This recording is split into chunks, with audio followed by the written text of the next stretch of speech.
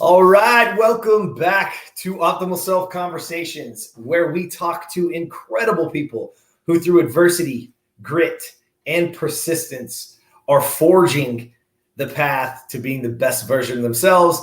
And they join us, as you know, to give you the tools to do the same. Today, you all are in for a treat, man. I don't know where you're at. I don't know where you're listening to this, but stick around because today we have Evan Stewart. And he is a serial entrepreneur, investor, venture consultant with a knack. You ready for it? For growing people-oriented, profit-rich organizations. He's a firm believer in leaving individuals and companies better than they were found. His mission is this simple, and those of you guys that pay attention, you'll know this is why he's here and joining us today, is to create a world in which people are inspired by their potential, motivated by their progress, and fulfilled through their life's work. Man, Evan, the pre-show, it was great to get to talking to you, but thank you so much for being here today, man. We appreciate it. Well, thank you so much for having me, Jeremy. I was looking forward to this, and it's always a fun time when you're actually planning something exciting. But now that we're here, we actually get to have this great conversation. And if pre-show is anything indicative of how this conversation is going to go, then I think it's going to be a really good time. So thanks so much for having me on. Man, again, yeah, ditto, man. I'm excited for it. So let's give the audience a little bit of background, right? Because you've had some really great success in multiple industries. Obviously, currently today they can see it ticking across the bottom. Those of you guys that follow along on YouTube, you're the CEO of Basewell. But let's give a little background. Like, who is Evan Stewart? Yeah, in layman's terms, I'm a simple guy that likes to work hard and understand. I wish there was a sexier explanation, but I think when we boil away the titles and the accomplishments and the things that you've done and the things that you've failed at and the lessons that you've learned, I'm a normal guy that likes to work hard and make things happen. Ever since I was young, I noticed that there would be inconsistencies in the world around me, or things that I would want, or something I would want to do. And I did it. I'm never been the biggest guy in the room, never been the smartest from my brother's a biomedical engineer. That's not really my line of work. And so, I've never thought in a 1+2+3 format. And so I've never really, just how I was built. I was always kind of put in this position of being a little bit overlooked, a little bit of the underdog. And some of that may have been self-inflicted, right? I didn't start hitting a gym until after college. That was probably my fault. But some of that I do think is just the nature of our reality, which is as you go through these stages in life, most of the times people don't want to hear about what you're speaking to. They want to hear about what you've done. And when you haven't really done much, there's not much to really listen to. And so I was getting frustrated that people around me weren't listening to my ideas, when in reality, I didn't realize, I was too naive to realize that people look at results and not ideas. And so at the end of the day, that's really what it comes down to. Is I noticed that there were trends around me that I wanted to take advantage of, that there was an entrepreneurial spirit inside of me that I wanted to embark upon, and that there were problems around me that I believed I could solve, and started solving them. And that led to where we are today, and led to this conversation, I suppose. Yeah, you said a couple of really important things in there. One specifically that I want people that I hope they heard is, being the underdog sometimes is my fault, right? See, people that alone, those that listen to this know me very well, and the fact that I truly believe that in order for you to unlock your potential as a human, whatever it is, you have to be willing to take responsibility for everything in your life, everything. Where you sit, what your bank account looks like, the car you drive, the relationship you're in, everything. Because what most people listening to this are adults at some point. And again, I'm not trying to downplay, anything that's happened in people's lives from traumatic things and all of that. That's not what I'm saying. What I'm saying is, when I sit in that chair today, the moment that you will take responsibility for everything in your life, you literally unlock a new potential for yourself. You unlock your own power to have anything in your life. And so when you say, yeah, man, I was the underdog, but some of it might've been my fault, right? Like that alone tells me, oh, wow, you're on a different plane than most. And that's probably what led to success at times, where I wasn't worried. I wasn't looking for somebody to hand me something. I was looking at, and it sounds to me like, to solve a problem. Because you just said, wait. And I realized no one's listening to my ideas because they want results. Well, so, everybody has great ideas, right? I mean, you're an ex-professional athlete. Or, when you look at the athletic world, I've worked with a lot of athletes, never been a professional athlete myself, but I've worked with athletes when I was in, like we talked about, real estate. I did a lot of relocation for individuals that were in MLB and NFL. And one of the things that I believe is a pattern of consistency there as well, which translates to business, is just the responsibility factor. That didn't initiate from me, that initiated from my father, who was an entrepreneur, come from a line of entrepreneurs where when I was growing up, if let's say I wanted something, or I wanted to buy something, I would still get gifts and he would still buy things for me. But the vast majority of the time, he would give me an opportunity to work for the thing that I wanted. So I remember when I was in high school, right? And I'm in Texas, right? So denim's like a thing in high school, right? So I wanted these jeans that I think they were $100 or something. But of course, at the time that like blew my mind, like $100. And he said, well, but he said, I've got yard work to do. I've got work around the house to do. I have friends that have things, I've got these things that need to be done. And if you'd like to labor for them, then yeah, I'll pay you. And then you can spend the money on those jeans or whatever the heck you want. And that's what I did. And so growing up, I think it begins, obviously there's a little bit of nature and nurture, but the important thing is responsibility are environments that you're thrust into in which you have to make a decision. And sometimes there are people around you that will, in a very soft way, move you into those environments to where you can start building that muscle, right? Nothing would have happened if I would have said no at the time. There's no real consequence of that decision, which is the beauty of it. You can start to learn, okay, this is what it takes to earn. This is what it takes to produce. This is what it takes to solve a problem. This is what real labor feels like. I can come home in middle school sweaty at the end of the day on a weekend when all my friends are hanging out and going out and playing and actually do work. And I believe that actually played a big role into where I'm working on today, where frankly with you and the work that you've done as an athlete, you can go back to your responsibility, wanting to actually put in the time when others wouldn't. I mean, there's so many times we can look back and say, okay, but there's a distinction on this actually. Responsibility is not just for the positives, it's also for the negatives. And there's a beauty in choice and taking responsibility for the choice. So I'm going to say something which might sound a little bit counterproductive, but I think this is an important dialogue, because a lot of times you're really good on your show about opening up authentic discussion. But, a lot of times we'll call it a blanket term, self-help is about success. Well, here's the thing. The other day I went out with a friend I hadn't seen in a long time, and I made the diligent choice and responsibility to have 2 beers at dinner. Now, I know that doesn't sound like a big deal, but I'm a person that never really drinks, and beers aren't exactly good for you, etc.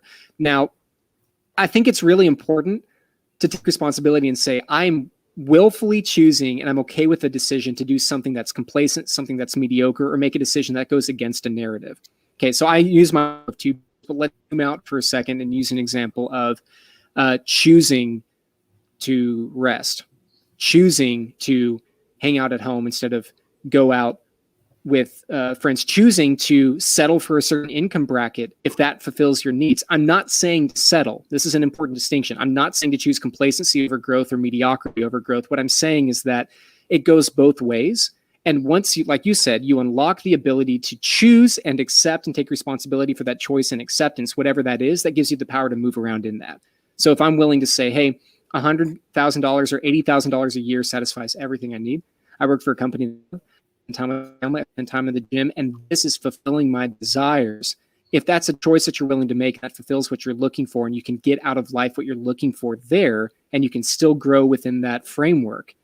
There's nothing wrong with being there and not being the multi-million-dollar producer if you take responsibility for that choice and can move around in that environment. So I know I kind of started one way and ended another, but I believe that actually goes back to the topic at hand, which is there's a lot more to responsibility than just I make a decision and it equals growth. Sometimes there are other factors at play as well, right? That's well said. Yeah, you bring up a really good point with what you said. Is what we call it a lot in Optimal Self when we do these group coaching, and I try to get people to understand, is that every single thing that we do in our lives, we as humans, justify the behavior before we do it. Everything. The guy who robbed the bank, right? He has justified that behavior before he does it. All the way down, you could go to some really extreme measures, right? Extreme things. And you go, wow, there's no such thing as spontaneity. That's not true. That is a falsity that they want you to believe. No, you have justified it in your head to do or take or have that action prior to you doing it. And it's usually blaming it on somebody else, right? Yeah. I mean, another real estate company found a person they had a long time there had been embezzling the money, right? And it got brought to my attention. And so because they were asking some questions, right? They needed some coaching through it. And so we had this conversation and I said, well, just so you know, they've already justified that behavior. And he said, what do you mean? He's stealing from us. I said, yeah, but I guarantee you he's saying things to himself like, I earned this, I deserve it, they don't pay me enough, I worked overtime, whatever he's doing, he's justifying the behavior. Mm-hmm. So get to the bottom of that first. Mm-hmm. I mean, obviously you got to fire him and you got to do those things. But I want people I want you to speak to this because you said it, is that, yeah, do I know that having a couple drinks, the other night at the wedding that was it going to be detrimental to my following day? For sure. No question. Was I going to be no, I wasn't. But I justified the behavior, right? It's once in a while. That's all our friends. We're going to do this. We're going to do that. Right. And so you start justifying the behavior. And, I think it's to your point, your word of justification. I think we talked a little bit before the show about actionable, right? And to take something and actually apply it, because just wanting doesn't actually do anything. And let's actually unpack that word justification before we put it around. There is a shift that I made that revolutionized how I think about things, which is to make the decision, or in your words, justification after. Okay. You said it perfectly. It was a perfect setup for this and you didn't even know it. You said we start before. Right. So in my friend where I go, I'm going to have 2 beers with my friend. How did I justify that before? I don't really drink. So I can say, okay, I don't drink. So therefore I've got space for this. It was a rest day. So therefore it can be. And so you kind of therefore your way into, again, that's not a really big example, but I'm not a crazy person and I don't do heroin. So, 2 beers is kind of my example. But if you make the decision after, right? So the thought process, and this goes back to the positive habits and building positive momentum, going to the gym when you don't want to, eating right when you don't want to, having a Jocko Fuel instead of a Red Bull, right? Doing things that are better decisions in the micro sense when it comes to an income, making those 5 extra calls if you don't want to, that type of thing. Make the decision after. So I started finding that I would justify my way out of doing the things that were productive. And then what I would reap would be a harvest that I wouldn't actually want. And so I have decided that I'm going to go first. I'm going to initiate the action first, do it, and then decide if it was a good idea or a bad idea after the fact. And some ideas are a bad idea, right? There are some times where, those of you listening, I'm not calling anybody out, but we have all been in environments where you get out of that environment and you say, it's probably not the best idea of my life to be in that environment, initiate that. But make the decision after, because in a positive standpoint, if you do something that deep down is good for you, this eliminates the opportunity to justify your way out of growth, and it then builds habits and momentum. You almost trick your brain. Hey, I don't want to go to the gym, but I'm giving myself permission to feel like that was crap after the fact. I just have to do this one thing first. It's okay, brain. You can feel like it's crap. I don't want to do it. I'll do it after. And what happens is often, we all know the result, right? You get done with that. You go, you know what? I'm really glad I was here today. I was tired. I didn't lift my weight.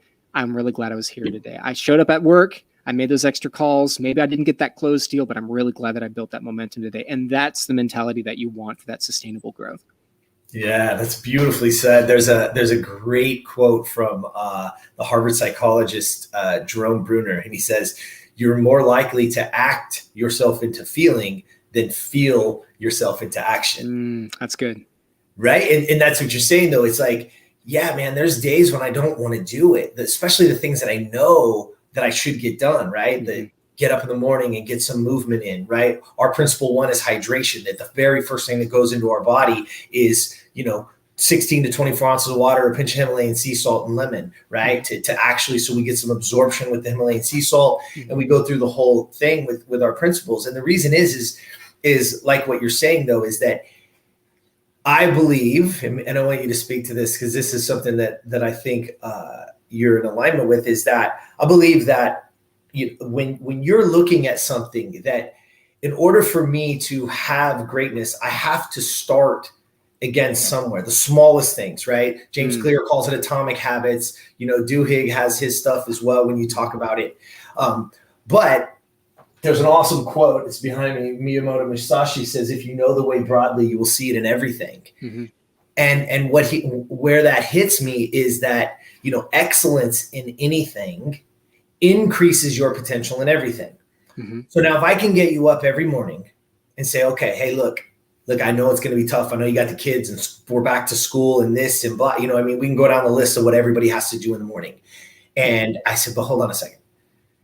I need 30 seconds of your life, right? I need 16 ounces of water, pinch of Himalayan sea salt, and a half a squeeze of lemon. Cut that lemon, get it ready, squeeze it in. That's the first thing that goes into your body.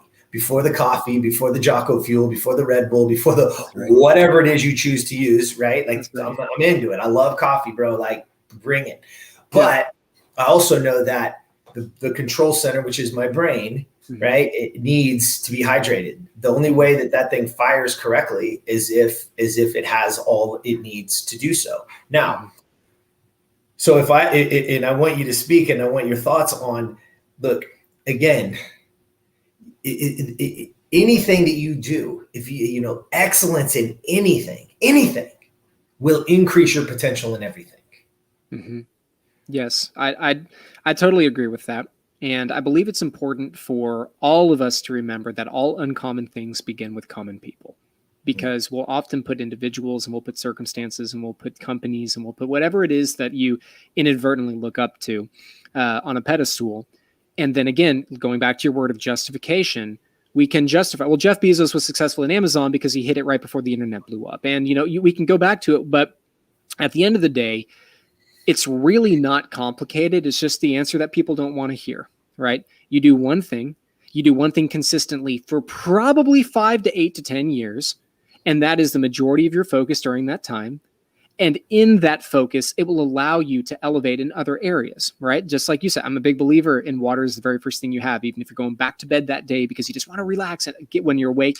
As soon as I wake up, even if I accidentally wake up in the middle of the night, I'm getting a glass of water just because I want to keep that hydration, right? I believe in the importance of going to the gym and maintaining that physical health, because when if especially my self-employed people out there, a lot of real estate agents listen to Optimal Self, right? Especially my real estate agents out there, the identity of your business will never outpace the identity of yourself. So if you're not building yourself, how do you expect to stay competent and relevant in your business, right? I'm a big believer in that. And so, but it does come down to choosing excellence, which really is choosing to be disciplined versus undisciplined, right? I don't like the word consistency because most of us are consistent in things that are just produce inconsistent results, right? I'm consistently eating the wrong things, consistently binge watching the wrong shows, etc. So discipline is the word there. You're really choosing discipline, which in a nutshell is choosing excellence over a lack of discipline. And the caveat to that is you're also being disciplined. You just start with one thing, and it doesn't have to be very big. It has to be consistent, just consistent and disciplined in one thing. If it's getting up, water, pinch of salt, lemon, and just do that one thing for a month. And if it's I'm going to the gym, I don't even care if you work out yet. Just literally get a gym membership and walk in every day. Just start with that little baby step, because that starts to build your confidence to recognize, hey, you know what? I can actually keep the promises that I make to myself, which means I have to put a little bit further. And then eventually you're going to start pushing so much further past what you knew that you start to truly enter that growth zone of having tough conversations, speaking to new individuals whatever your goal is. I'm trying to be broad here. My experience really comes down to business, but I totally believe that for sure. I think that's a very true statement. Yeah, because you said it though. I know that yours is business, but again, your business grows to the extent that you grow. You said it in a different term to the real estate agents. But you said a word that I love to riff on, especially with guys like you who are successful, who have had success in multiple areas, and now here you are. But still, right? When you say things like "leave it better than I found it," right? Like if people really thought that way, okay, like great when you go sleep over at your friend's house. Because I remember my grandfather telling me, like, hey, you're going over there, you leave that place better than you found it. You do not leave a dish out. You don't leave your socks on the floor. You don't leave, right? And so my point though is that if we really thought like that with each other, like leave each other better than you found them, right? Like, and that sometimes is just simply a smile. It's literally walking down the street or in a store or whatever, and you catch and whatever, and you see somebody and you just give them a smile and they're like, oh, hey, then they'll usually wave back, and you just change in that moment, you just completely change somebody's state. Because again, is every day and every moment perfect? Hell no. Do we all struggle? Yes. Are there days when I don't want to get my ass out of bed? Yes. Like, let's be clear, Evan, probably more than the ones where I fly up and can't wait. Oh, sure. The barbells, you know what I mean? Oh, yeah. Oh, yeah. So how do you keep yourself on that target? Right? Because you said it in the beginning a little bit by just, all right, look, I'm just going to do something. I'll figure out if it was the right thing later. Like, I'm going to take action. But how do you keep yourself, and you and I both agree, we both hate the word motivation. So it's not motivated. It's not. Motivation is bullshit.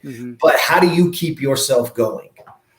It's literally just a choice for, I use the word discipline, but choose what you want to be disciplined in, right? And so, I'm a big believer in not speaking about it, but doing something about it. And so the typical reaction to things that aren't positive is you voicing an opinion that something's not positive. Oh, this workplace sucks. And Nancy from accounting is really, riding up about, you start vocalizing, expressing yourself. I believe that it actually takes a step back and begins with, if you walk into any environment recognizing that you have the power to leave a positive and sustainable impact, then it immediately shifts your perspective into, okay, now that I'm not the victim mentality I'm being affected, but I have the power to actually affect change, even if you're a considerable lower level position in a company, or you're just getting started as an entrepreneur, or you're just getting to the gym for the first time, or whatever it is, you have the power to actually create some type of significant and positive and lasting change. And so it's a discipline to the reality that I'm going to be disciplined in my ability to recognize and then to act. And so you said it could be as small as a smile. I think it doesn't have to be big, right? Today's day and age, typically people think, oh, to leave someone better than I found it, well, I got to drop some knowledge bombs on you. Dude, people who say that they're dropping knowledge bombs are people who built a ClickFunnels, made $300,000 and then want to talk to you about it. That's really what it comes down to. People that have built really large, sustainable, lasting companies are not people that are trying to go and drop knowledge bombs, but they are trying to find ways to better the world around them. Because if you look at the beauty and the breadth of humanity and each individual's different perspective, I want everyone in my company giving me perspectives on how we can improve, right? If I'm trying to build a culture, you used some of my phrasing earlier in the introduction about inspiration, fascination, motivation. If you're inspired and fascinated and motivated by where you live, where you work, who you live with, and you live and work, it's fundamentally change your perspective on how you interact with the people and things around you.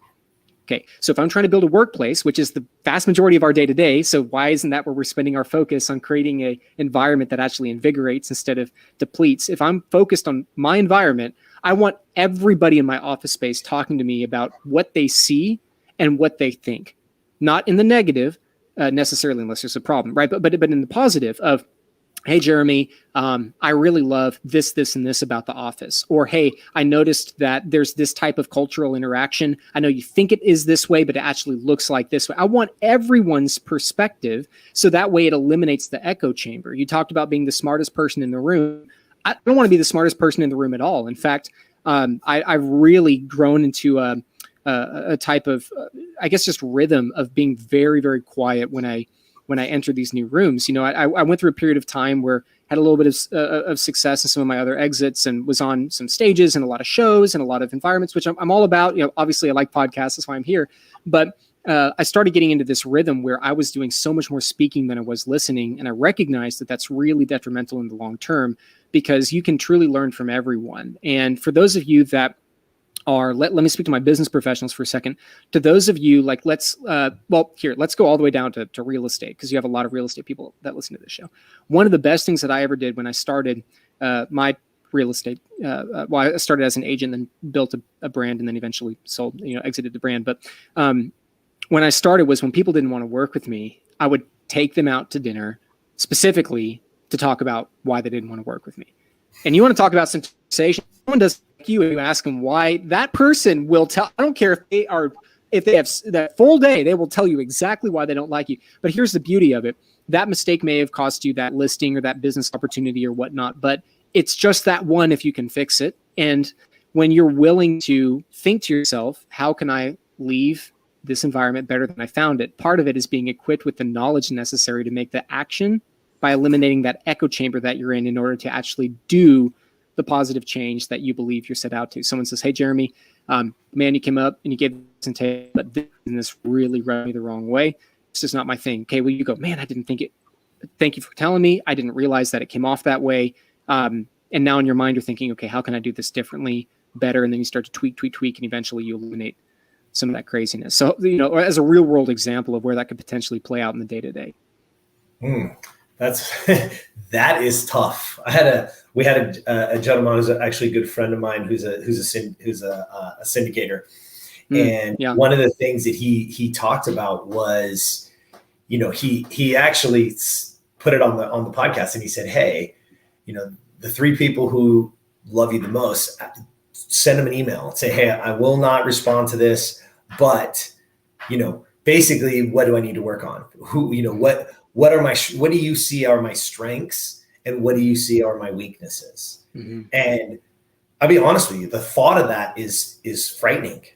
That's right? Scary. Because most of us don't want to know, right? Because you don't want to hear the things because again, we take everything as like a wrong or a right, as opposed to being able to learn from it, right?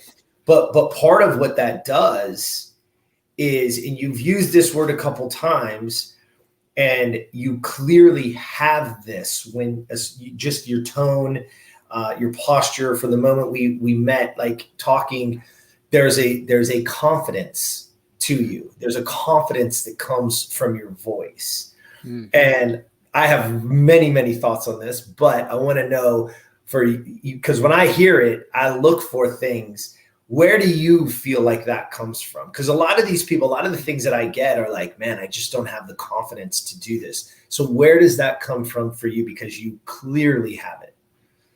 I appreciate that. I think that actually, again, see, this is why you're so good with your show, is you have these segues and you link together things really, really well. Your previous statement about working through people don't want to have those hard conversations, that is linked conversation about confidence, right?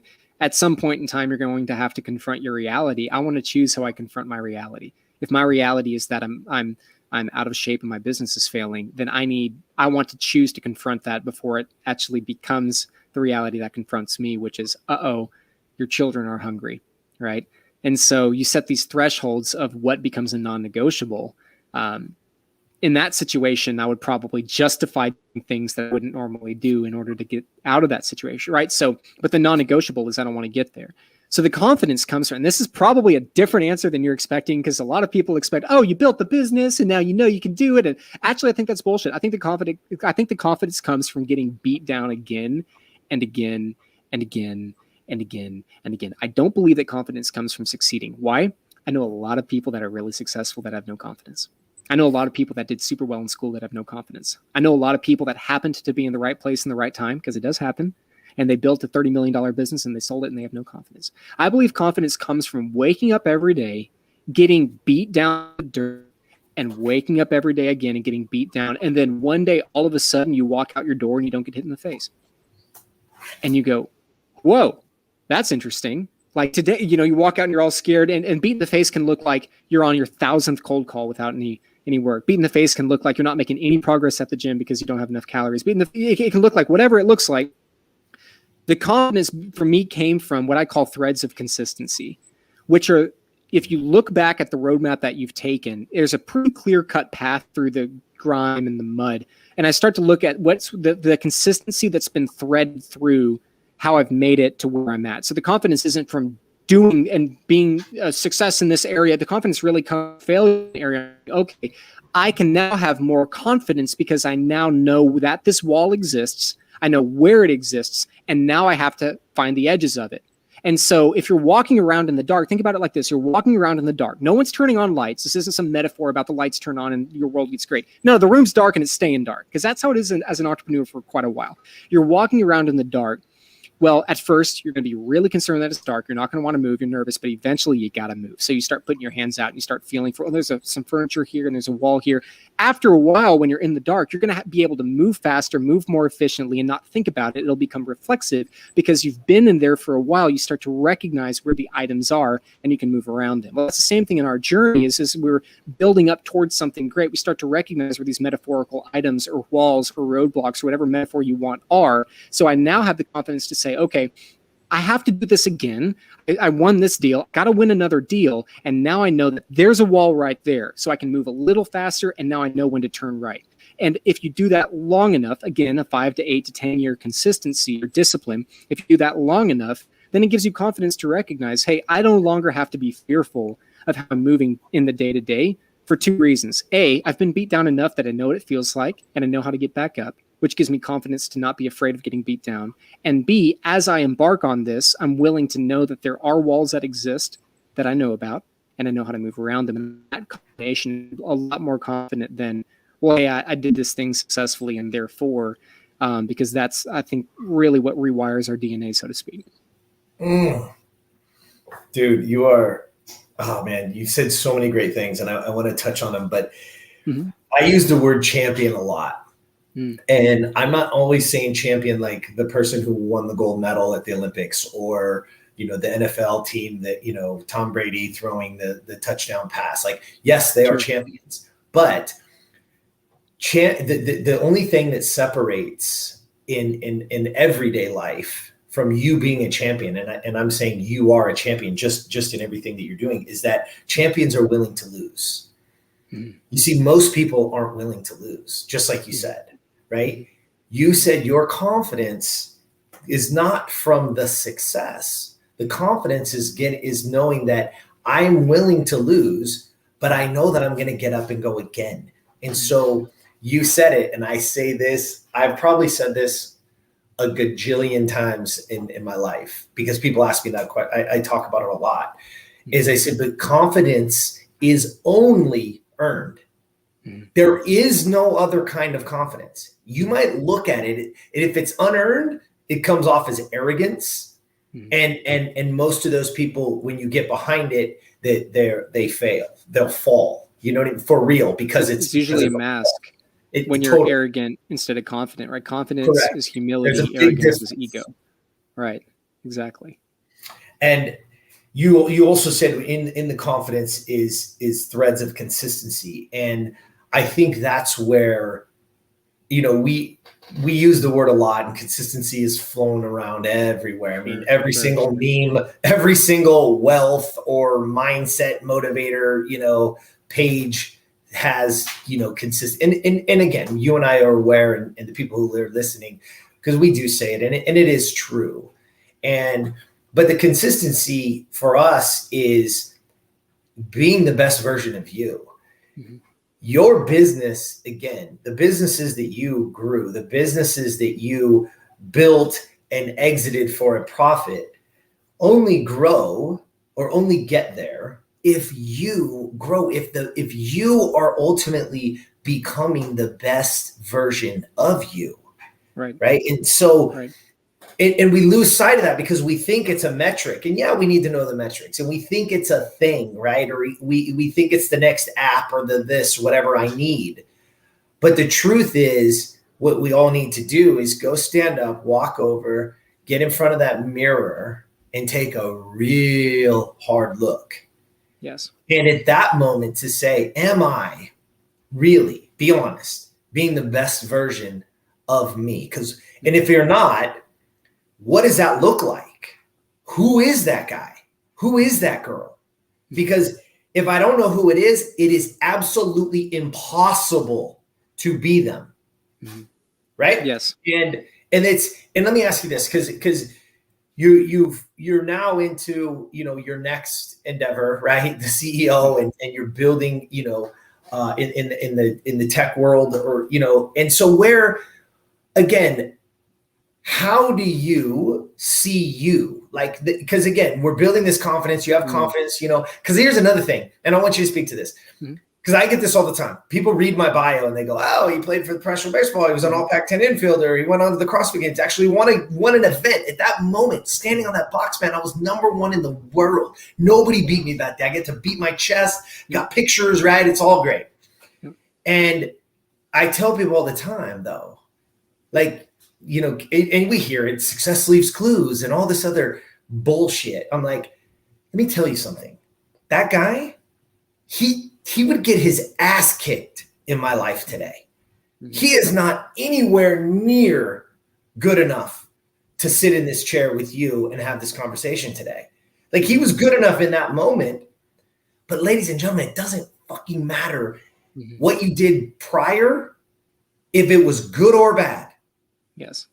Because I got to recreate this guy again. So how are you continuing and driving and recreating yourself to keep that drive alive? I think it's two things.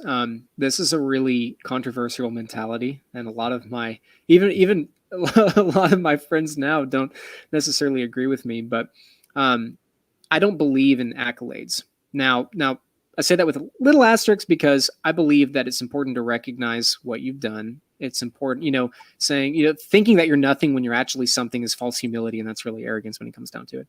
But what I mean by that is, when you really get down to it, an accolade, in my opinion, like an award for production, if you're a salesperson, all of that, it really is just glorifying the fact that you're not totally crap at your job.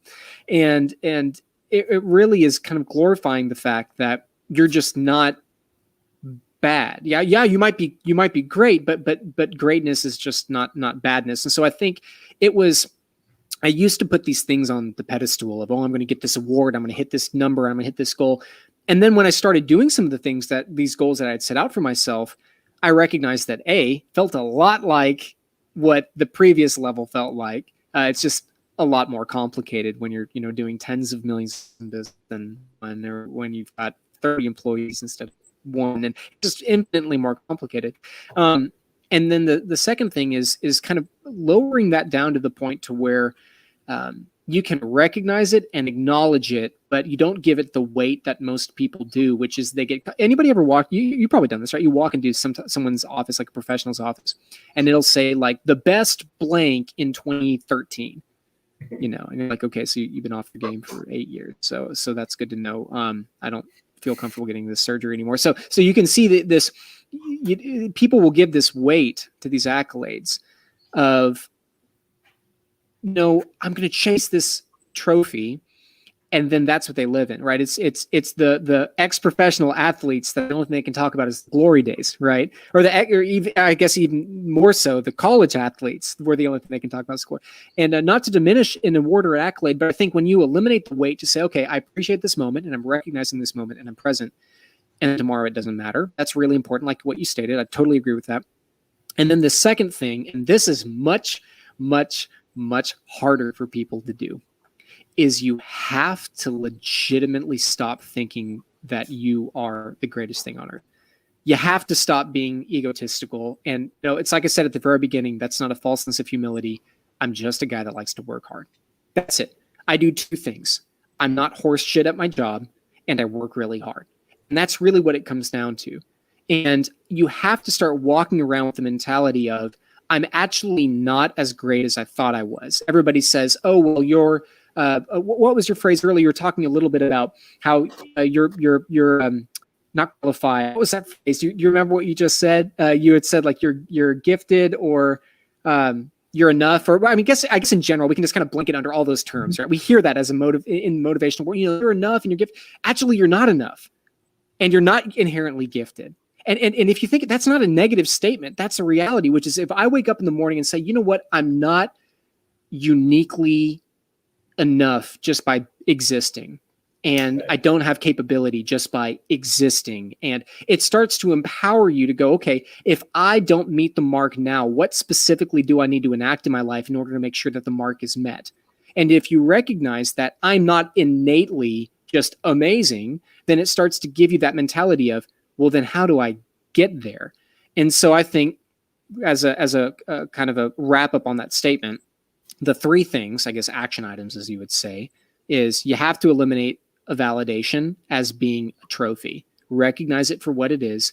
Take peace in that moment. Celebrate it. If you just got your Series A funding, hey, freaking congratulations. Pop the champagne. Tomorrow, get back to work. That's the first thing.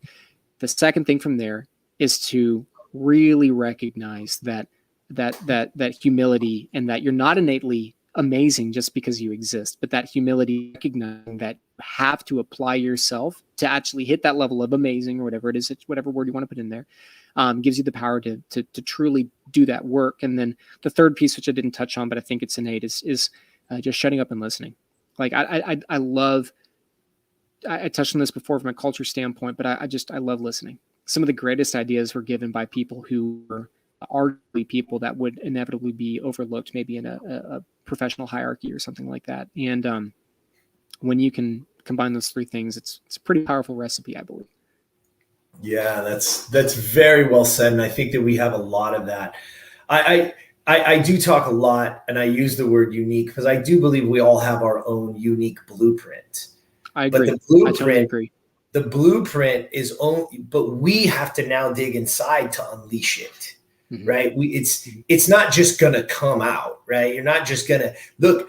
I am that guy that believes, again, and I said this before, I don't know if it was pre-show or during this one, is that, look, I believe that if I'm willing to learn, there's nothing that can't be accomplished. Mm-hmm. Now, do I believe I'm going to read one book and now all of a sudden I'm, Elon Musk? Like, mm-hmm. No, that's not how it works, right? Sure, like, sure. You know what I mean? Like, it doesn't work that way. But if I'm willing to learn and I'm willing to adapt and work on the skills that it's going to take to get there, then everything is possible. It's just a matter of what I truly want to do, right? And so yes. I want people to take what you just said, because it was very, very well said, is that you are unique. But that's not enough to just, I'm unique. Great. No. Now I have to unleash it. I've got to dig in. I've got to unleash that uniqueness into the world because we need it, right? Mm-hmm. I tell people all the time, I said, look, the reason why we built this, for one reason wasn't because I truly believe the world needs the best version of you. Not the shitty version that lives right now, not the one that's driving through McDonald's, not the one that sleeps in, you know what I mean? Like, not the one that's blaming his mom and his dad or whoever or me, right, for their problems. That's not the best version. Yeah, like, the world needs the best version of you. Yes. And that's how, by you being the best version of you right now being Evan, the guy that we get to talk to today, the guy that people get to see, like, you don't have to set out to inspire, right? You don't. Mm-hmm. Why? Because as long as you keep being the best version of you and you keep striving and you keep going, people around you are going to see that. And you are going to automatically inspire them. Automatically. You're like, oh, shit, right? Mm-hmm. And that's the beauty of this, man, is that we're so busy feeling as if we need like somebody to give me something or the whole, they're entitled to it because, blank, fill in the blank. Mm-hmm. Like there's a great quote from Kobe Bryant that actually I was on a call this morning and the gentleman said, and just the beginning got me. And just the beginning, he said, I have nothing in common with lazy people who are blaming everybody else, all their problems on everybody else. Yes. Like I have nothing in common with them. Yes. Because I'm going to go out and create mine. I'm going to go out and fill it. And that's what you're saying, right? Like, that's what you're doing that. And man, you brought so many wonderful things. I have a part of the show that I call Quick Hitters. And you've literally, well, first of all, you hit you hit one of them very succinctly, but it's worth touching on again. So I'm going to use that one last because you've already touched on it. Sure. Yeah, you'll see what I mean. And it's just a word, and I want to know how it hits you and what it is. So the first quick hitter word today is impact. And when you hear that word, how does that hit you, and what impact do you want to have? I think what hits me is a question of, if I were, or I guess rephrase to the listener, if you were to die tomorrow, God forbid, don't wish that on anybody, but if you were to leave tomorrow, and who would speak about you, and what would they say if they were not family and friends and acquaintances, right? So I guess the impact to me is who that does not know you personally would have something to say, and what would they say? Impact can be positive or negative. Some people are a little twisted and want to have a really, really bad impact in the world, but it would be a great impact, just in a negative way. Some people are really, really positive. Most people, I think, are positive and want to have a positive impact. I think impact really comes down to that statement of, if you remove family and friends and acquaintances, people that actually know you, what do people say? Or even get out of the morbid narrative about, oh, you die tomorrow. Let's just say, just in general, you remove those people. What did they say? To me, I want people to say that I was able to impact their life in some form or fashion, or should I say, because I don't want to use the word twice, develop something that has a positive shift in their life, which allows them to, again, going back to my 3, right? Inspiration, fascination, motivation, which allows them to be a little bit more productive, a little bit more succinct, a little bit happier, and tap into some of their own giftedness through some of my labor today. That would be my goal of what that looks like. To your listener, you're listening to this, it would be different for you probably, because it's different for everybody. But I believe that question is a really good way to begin, because a lot of the things that we do, we justify, to use your word again, conversations do come full circle, don't they, Jeremy? We justify oftentimes a lack of larger effort, because we have a really positive impact, to use the word again, on a very small group of people. There's nothing wrong with that. I know some people that are really great and they work with 9 people.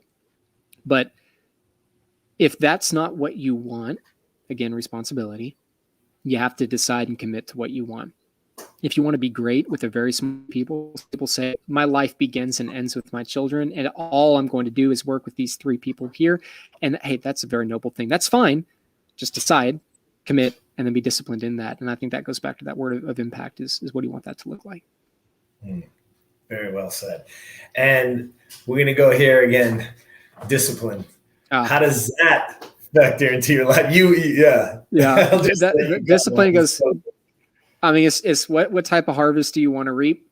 And how do you want to confront your reality, right? I want to confront my reality as much as possible without my reality confronting me, because confrontation in general is not necessarily positive. And if my reality, my environment is confronting me, probably means that there were some decisions that should have been made differently previously. So discipline, I like Jocko Willink a lot. He says it well. Discipline equals freedom. The only things in my life that have ever come out that have been positive and sustainable have been on the back of really consistent discipline, usually done in the darkness and then seen light later.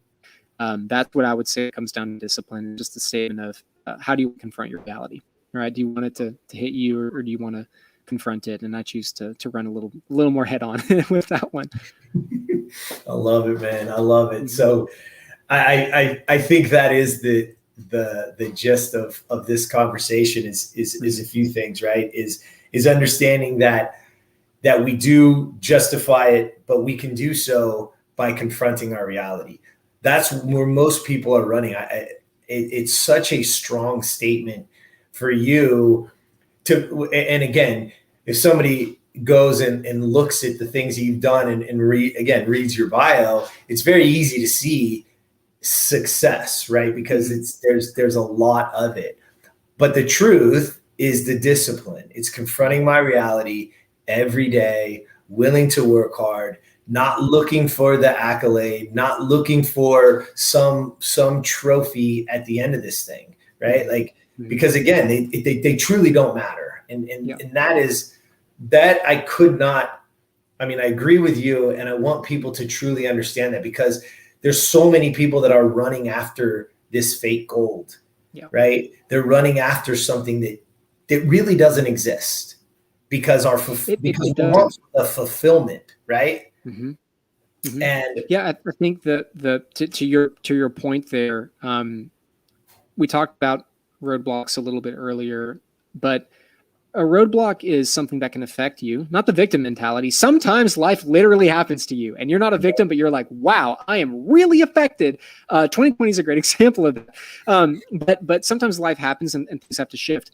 But the second component to that, which is really the reasoning behind why I recommend not putting a lot of weight on some of those accolades or some of those goals. Chase the goal, but don't have the goal be your idol, right? The idol is the thing that you put in front of all else. And so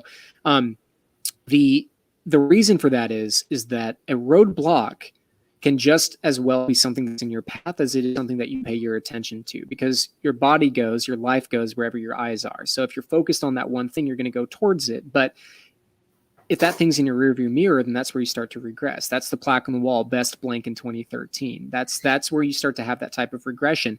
Have it in front of you, but understand that instead of, I like this representation of a goal really being elastic instead of my goal is this blank number. I go by the phrase, what you earn and how you earn is just as important. So now that I'm here, how specifically am I going to earn that back at 80% effort and then 60%? You start to develop this kind of elasticity to where that's not the end all be all, because the worst thing that can happen is, use your example. Well, hey, I made it in the big leagues back here. And it's like, well, man, now you're 300 pounds, like we can't talk about that anymore. And so I think that goes back to that word of discipline, but also recognizing that it's discipline not to be distracted and not to have those roadblocks be self-inflicted as much as possible. Yeah, yes, discipline is to eliminate the distractions. And there's so many in front of us today. You know what I mean? Like with what is in our hands every day, what's in our pocket, what's in our fingertips, is that it's just a moment away from distraction, and it's built that way, right? Mm-hmm. They're literally built that way, right? The slot machine is, every single one of those apps is a slot machine where you're just scrolling to find the thing that drops your dopamine. Mm-hmm. How do we create, again, so rather than get caught up in, again, those distractions is truly, and again, maybe you could speak to this before we go, because you have such clarity on, who you are and what you want. And I think that there's a missing piece for people, is that, we get caught up, and a lot of it comes from your childhood and what a teacher said or what your mom said or an aunt, uncle, cousin, whatever. And we believe this about ourselves, but you have a different sense when you talk about those things. And so where does that type of clarity of who you are come from? I think that comes from actually everything we've discussed. I believe that clarity on yourself comes from having to face yourself. It comes from, but when you face yourself, I said that you're not just innately amazing because you exist. I do believe, just like you, Jeremy, that we're all uniquely created individuals, right? We're all truly uniquely gifted. There are strengths that you have that I don't have, and vice versa. And everyone listening to the show has their own unique personalities. It's being okay with all ends of the spectrum. I am simultaneously okay with the fact that I've succeeded in some areas and failed in others. I'm simultaneously okay with the fact that there are some people who like me, there's some people who don't. I'm okay with the fact that I'm disciplined in some areas and really lack discipline in others. I'm okay with and when you, it's not being complacent, because a lot of people stop there. Well, I'm okay with the fact that I'm undisciplined. That's not what I'm saying. I'm saying when you can confront your reality in a non-emotional way, right? Because a lot of people, and hey, you know what? Sometimes we need the David Goggins in the mirror, you get up. But I think for most of us, when you get down to the day-to-day and you get out of the hype, it really comes down to just being able to have a true and honest conversation with yourself, right? So I don't have a weight problem necessarily. I'm not big, but I was always really rather small. So one day I looked in the mirror and I said, how do I was talking to myself, I was asking myself these questions, like, how do I expect my company to grow? I can't even maintain my own discipline in my health. How can the health of my finances grow if I'm spending it?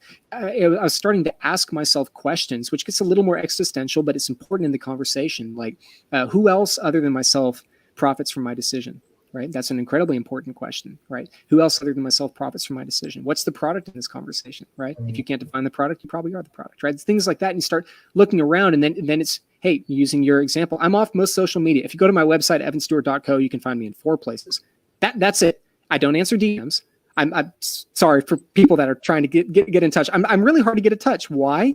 Because I want to protect that time, because I didn't used to have that time protected. And I started asking myself, how, if I was comfortable with that in a sustainable manner. And so you start asking yourself some of these hard questions and being okay with the answer in the moment, which gives you the freedom to change it. Hey, I don't like necessarily how I look, and I know I can do better. So I'm choosing to do better, and therefore I'm going to do better. And that's the beginning and end of that discussion. It's not a giant middle finger to myself. It's not a recognition that we're suck or that we great. It's just a conversation. And so really, I think at the end of the day, that when you can have that type of dialogue with yourself and adjust, it gives you a really intense understanding of who you are, what you're about, and how you move. But the big key there is you've got to be okay with it. Because a lot of people say, oh, I'm this way. Gosh, I wish I wasn't this aggressive. Gosh, I wish I wasn't this. You know what? Be okay with it. If there are bad habits that you have to change, have the self-insight to say, this is a bad habit that I need to change, right? But be okay with the fact that you're there, and it gives you the power to adjust, and it gives you back to the confidence piece. It gives you the confidence to say, I don't need everyone to like me. I'm in business to do business, not to make friends. I respect other people's opinions, but it doesn't mean I have to take it to heart. And I also recognize there are strengths that I need, and there are weaknesses. There's strengths that I have and weaknesses that I have, and I'm going to adjust. And when you're in that place, it's like breaking out of the matrix. It's like, wow, I'm a whole person, and these are the things I'm comfortable in, and these are the things I aren't. And that's the conversation that a lot of people are scared to have, right? And I get it, because sometimes yourself, or gosh, it means confronting some of those shadows and chains that you've had in the past for 28 years, and that thing that happened way back there you really don't want to talk about, but it's eating away at you, right? There are things that you don't want to address, right? It's not the fact that your business is failing, it's the fact that you're cheating on your wife. And that's really why you can't get your finances in order, because you can't get your house in order, right? It's not the fact that you're not healthy. It's the fact that you're not willing to take the steps necessary because you're more concerned about what the people in the gym think about you when you walk in and you're overweight than you are about the fact that you're going to die when you're 55 and you're not able to pick up your grandchildren, right? It's things like those hard realities that most people don't want to have. I choose not to live in a complacent hallucination. I choose to live in the stark reality, which is that my life is a certain way, and I recognize that, and I accept the reality, and at the same time, empowered to change. So a little bit of a long run around a short walk type of answer, but hopefully that gives clarity and a little bit of action if you're listening to this. Not a judgmental statement, just if you're listening to this and you feel like you're there, it's that simple to do something about it. It just takes the incredible openness to be in a quiet room with yourself and be willing to listen to your own voice in that reality. Man, Evan, I could do this all day long. There's so much gold. And listen, I'm grateful that you took the time. Again, I know that your time is precious, and what you're building and what you're doing is important. So we're again, thank you so much for being here and sharing not just your story, but your insights, and again, confronting our reality, not being afraid to really, really take it head on, right? Because it's going to hit you one way or another. You either go out there and confront it, or it's going to come around the back and get you, right? Right. Right. Living to our own truths is so important. Getting clear, just getting clear on who we want to be, and that's really what this is all about, man. And you're a living, breathing example of it. So I appreciate it, man. Thank you for being here. Thank you. Happy to be here, my friend. Thanks for having me on. All right. Well, evanstewart.co will be in the show notes. So if you ever need to really, truly get a hold of them.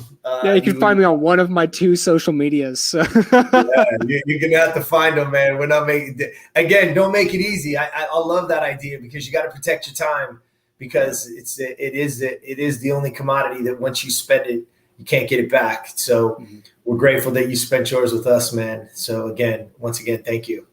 Absolutely. Thank you. All right, guys. And so until next time, get out there and be the best version of you.